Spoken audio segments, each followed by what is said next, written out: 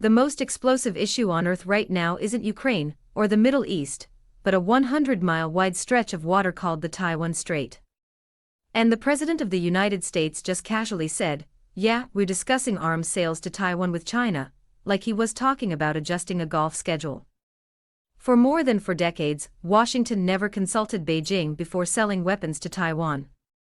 That was basically America's own business. And now suddenly, it's negotiable. So is this a genius deal-making move? Is Taiwan being used as a bargaining chip ahead of a major Beijing visit? Or is this the moment the entire game starts to change?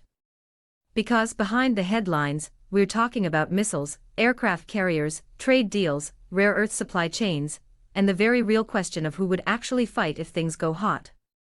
Stick around, once we see the full chessboard, we won't look at Taiwan the same way again. The Taiwan issue has always been more than a cross-strait dispute. It sits at the center of great power rivalry, military planning, supply chains, ideology, and national identity. If we zoom out, Taiwan is not just a tiny island with 23 million people. It is a geopolitical fault line between a rising China, eager to reunite the country, and a declining United States, determined to preserve its influence in the so-called Indo-Pacific. In mid-February 2026, when President Donald Trump told reporters aboard Air Force One that the United States was discussing arms sales to Taiwan with China, and that communication was going well, it sent shockwaves through Taipei, Washington, and Beijing. For decades, one of the unwritten rules of U.S. Taiwan policy was that Washington would not consult Beijing in advance about selling weapons to Taiwan. That principle traces back to the 1982 U.S.-China August 17 communiqué, when the Reagan administration also issued the so-called 6 assurances to Taiwan, including the assurance that the U.S. would not set a date for ending arms sales and would not consult Beijing beforehand.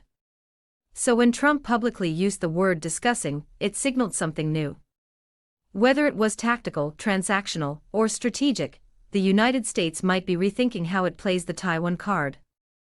To understand what is happening, we need to step back and look at the geopolitical architecture behind Taiwan. The foundation of U.S.-China relations is built on 3 joint communiques, including the 1972 Shanghai Communique, the 1979 Normalization Agreement, and the August 17, 1982 Communique. In 1979, under President Jimmy Carter, the U.S. formally recognized the People's Republic of China as the sole legal government of China. We acknowledge the Chinese position that there is but one China and Taiwan is part of China. At the same time, the U.S. Congress passed the Taiwan Relations Act, which created a legal framework for unofficial ties with Taiwan and committed the U.S. to provide defensive arms. From the very beginning, this was a balancing act. Washington wanted diplomatic relations with Beijing, but it did not want to abandon Taipei completely. Beijing accepted normalization, but it never gave up its long-term goal of reunification. For decades, this delicate equilibrium was managed through what became known as strategic ambiguity. The U.S. would arm Taiwan but avoid stating clearly whether it would defend the island in a war. China would protest arms sales but avoid immediate military escalation. Taiwan would avoid declaring formal independence, at least officially. That equilibrium began to shift in the late 2010s. Under the first Trump administration and later under President Joe Biden, the U.S. elevated Taiwan's strategic importance. High-level visits increased. Arms packages grew in size and frequency. Military training cooperation expanded quietly. U.S. warships transited the Taiwan Strait more often. Meanwhile, China's military power surged. The People's Liberation Army, or PLA, underwent massive modernization. It fielded advanced anti-ship ballistic missiles, such as the DF-21D and DF-26, often described as carrier killers. It deployed new 5th-generation fighters such as the J-20. Its navy became the largest in the world by number of ships. The more advanced Fujian joined the aircraft carriers Liaoning and Shandong. Hypersonic weapons entered service. Integrated air defense systems thickened along the coast opposite Taiwan. All of this changed the military equation in the Western Pacific. Inside the Pentagon, multiple wargame simulations reportedly showed that in a near-term Taiwan conflict, U.S. forces would face heavy losses. Missile strikes could target air bases in Japan and Guam. Aircraft carriers operating within range of Chinese anti-ship missiles would be at serious risk. Logistics lines across the Pacific would be stretched. Even if the U.S. eventually prevailed in some simulations, the cost in ships, aircraft, and personnel would be extremely high. At the same time, Taiwan itself has struggled with readiness and internal political divisions. President Lai Ching-te has pushed for higher defense spending, proposing a massive special budget for new arms purchases. But Taiwan's legislative yuan has seen resistance from opposition parties who argue about transparency, pricing, and domestic priorities. Even when Washington approves arms packages, delivery delays are mounting. The U.S. defense industrial base has been under strain due to support for Ukraine, the replenishment of U.S. stockpiles, and broader capacity constraints. Taiwan reportedly faces a significant backlog of undelivered weapons systems, including missiles and other equipment.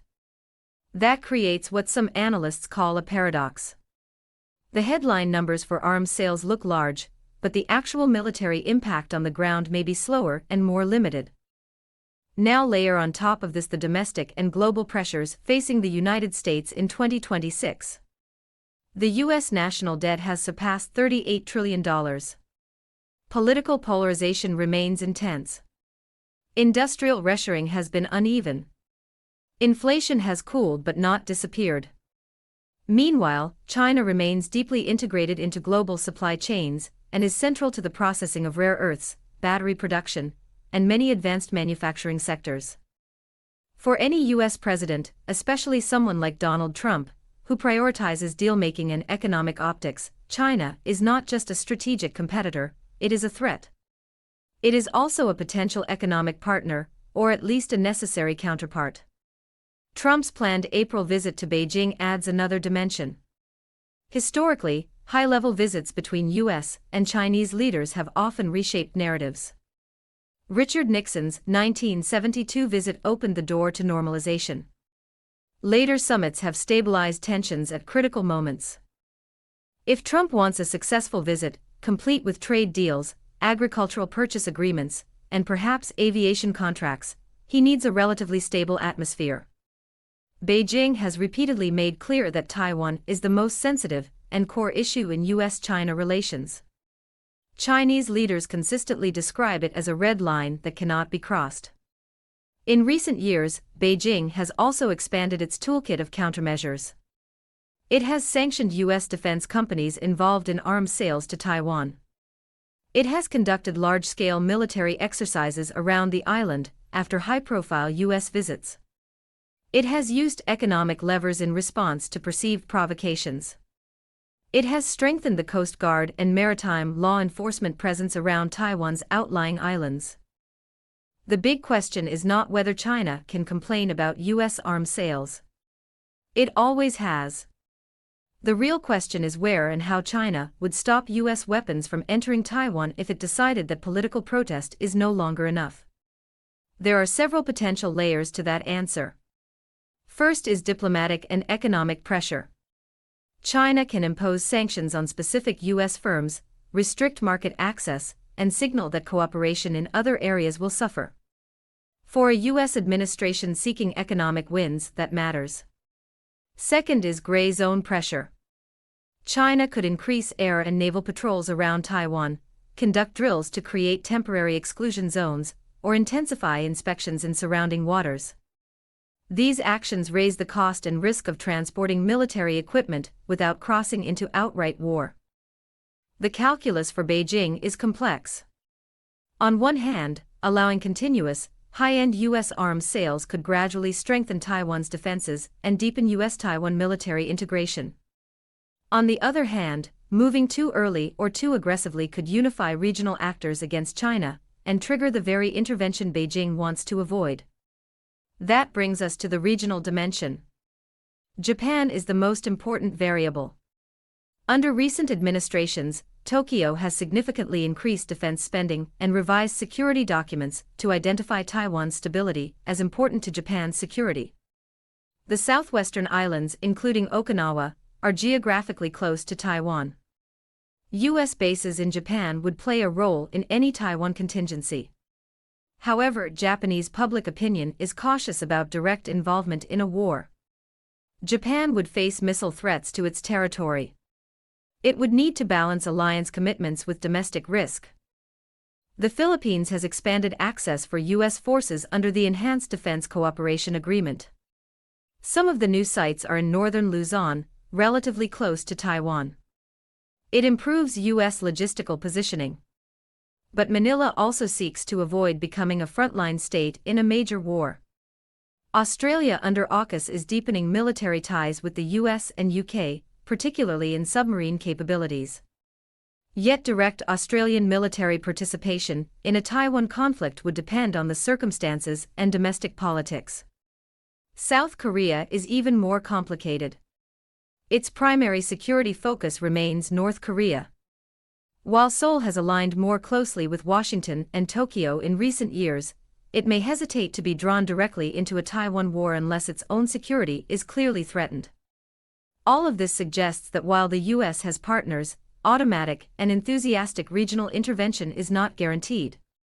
Much would depend on how the conflict starts and who is perceived as the aggressor. Back in Washington, America's Taiwan strategy has evolved into something like layered deterrence. The idea is to deter China from using force by making the cost too high, while also deterring Taiwan from declaring formal independence by maintaining strategic ambiguity. But deterrence is fragile. It depends on credibility. If Beijing believes the U.S. will not actually fight, deterrence weakens. If Washington believes China will not risk a full-scale war, it may push further. Miscalculation is the ever-present danger. Trump's approach appears more transactional than ideological. Rather than framing Taiwan primarily as a democracy to be defended, he may view it as leverage in a broader negotiation with China. By floating the idea of discussing arms sales, he signals flexibility. By not canceling them outright, he preserves bargaining power. Critics in Washington, especially hawkish voices in Congress, may argue that any sign of consultation with Beijing undermines the Six Assurances and weakens U.S. credibility. They may push legislation to constrain the president's discretion over arms sales. The internal U.S. debate will matter as much as the U.S.-China negotiation. For Taiwan's leaders, the situation is uncomfortable. For years, many in Taipei believed that stronger alignment with Washington would steadily increase security. But if Washington starts treating arms sales as a negotiable item in a trade-style bargain, Taiwan becomes less a partner and more a chip on the table. From Beijing's perspective, time is on its side. China's economy, despite headwinds, remains massive. Its industrial capacity is comprehensive. Its military capabilities in the immediate region continue to grow. Regular PLA patrols around Taiwan normalize a higher level of pressure. The psychological line that once separated peace from crisis has blurred. Yet Beijing also faces constraints. A war over Taiwan would carry enormous economic and political risks. Sanctions from the US and Europe could be severe. Global supply chains would be disrupted. Even a successful military campaign would leave the challenge of post-conflict governance and reconstruction. So where does this leave us in early 2026? The most likely near-term scenario is neither immediate war nor immediate reunification nor formal Taiwanese independence. It is a prolonged strategic competition with episodic crises. Trump's April visit to Beijing, if it happens, will be watched closely. If new large-scale arms sales are quietly delayed or restructured before the visit, it would signal a tactical de-escalation. If the visit is cancelled due to Taiwan tensions, it would signal a hardening of confrontation. The deeper trend, however, is structural. Taiwan is no longer a low-cost symbol in U.S.-China relations. It is a high-stakes arena where military balance, domestic politics, economic interdependence, and national narratives collide. For China, the red line is clear. It opposes external interference and any move toward formal independence. For the United States, the red line is less precisely defined but revolves around preventing forced unification that would dramatically shift the balance of power in Asia. For Taiwan, the challenge is existential. Its leaders must navigate between asserting identity and avoiding provocation, strengthening defenses without becoming overly dependent, and engaging economically with the mainland while managing political differences. In geopolitics, momentum matters. 50 years ago, when Nixon went to Beijing, China was weak and isolated. Today, it is a peer competitor in many domains. That shift inevitably changes how Washington calculates risk. Whether Trump's language about discussing arms sales marks a genuine turning point, or just a tactical maneuver, will become clearer in the months ahead. But one thing is certain. The Taiwan issue is no longer just about weapons packages and communiques. It is about the future order in the Asia-Pacific. And in that larger contest, every shipment, every visit, every phrase spoken on Air Force One carries weight far beyond the runway.